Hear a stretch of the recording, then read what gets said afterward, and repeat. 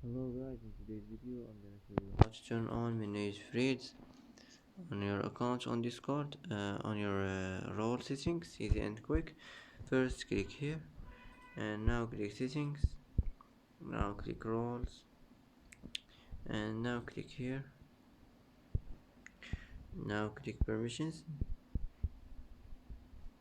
Here as you see you will find manage threads, click on it like this and click save and it will be saved, and that's it for today.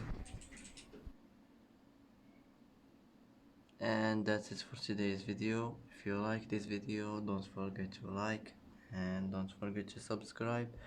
I hope this video is helpful for you, and thanks for watching until the end, and see you in the next video.